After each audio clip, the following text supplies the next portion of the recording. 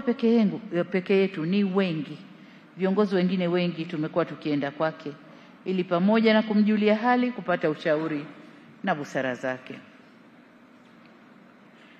Kama nilivyosema, nilikuwa namsikia na kumsoma mzee Msuya kuona kwenye vyombo vya habari na kumsoma kwenye somo la siasa. Lakini baadaye kufikia mwaka 2010 nilipata bahati ya kumuona kwa mara ya kwanza mzee Msuya uso kwa uso au ana kwa ana.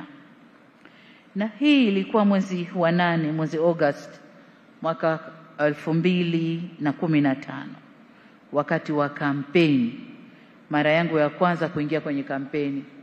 Na kwa wakati ule nilipangwa kuanza na mkoa mgumu kaskazini huko kwa Tanzania. Nilianza Same milimani kule Upareni, nikateremka huko. Nilipokuja Mwanga ulikuwa hauwaki kabisa.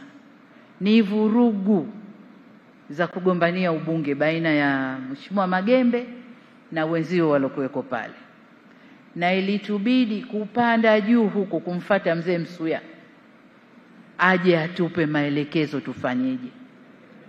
Baada ya kupata ushauri wa mzee Msuya, nikashuka tena Mwanga, ofisi za chama pale na kamati ya siasa.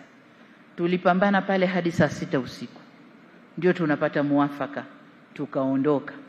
Kwa hiyo ndio mara yangu ya kwanza kumpata mzee Msuya, kukaa naye ana kwa ana.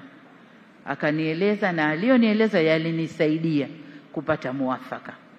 Kwa hiyo ni mara ya kwanza. Lakini mara nyingine ni mwaka 2022 nilipomtembelea nyumbani kwake pale Upanga, kwenda kumsalimia tu na nimsikia na nitumaje. Wakati huu tayari nimeshakabidhiwa dhamana ya kuendesha nchi hii kama mkuu wa nchi, kwa nilikwenda kupata anasemaje.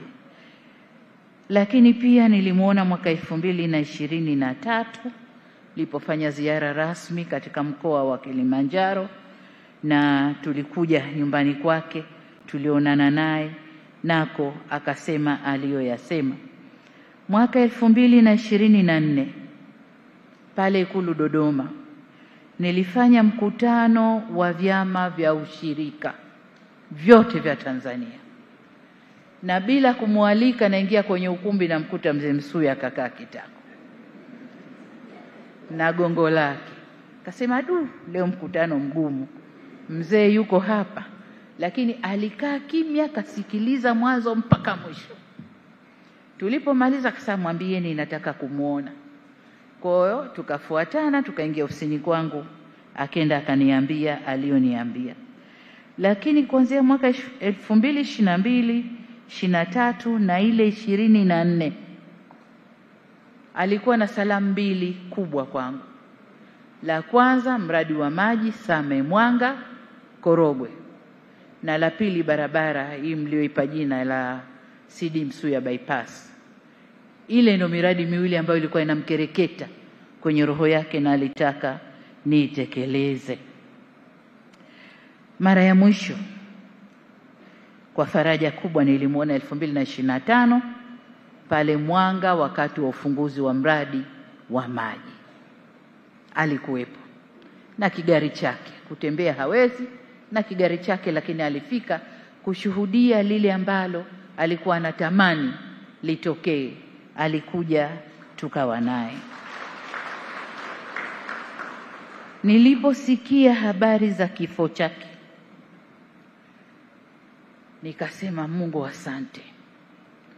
Ingekuwa ule mradi haukukamilika, ningekwenda kumzika mzee na moyo gani? Ningejisikiaje? Lakini nakwenda kumstiri mzee wangu huyu, lile tamanio la moyo wake nikiwa nimelitimiza. Kwa hiyo nimeshukuru sana. Lakini kwa upande wa pili wa barabara ile ya CD bypass, ili kuwa mwanafamilia bora wa Global TV, usisahau kusubscribe, like, kushare na kucomment. Baada ya kusubscribe, bonyeza alama ya kengele ili kupata taarifa kwa kila video inayopanda Global TV Online.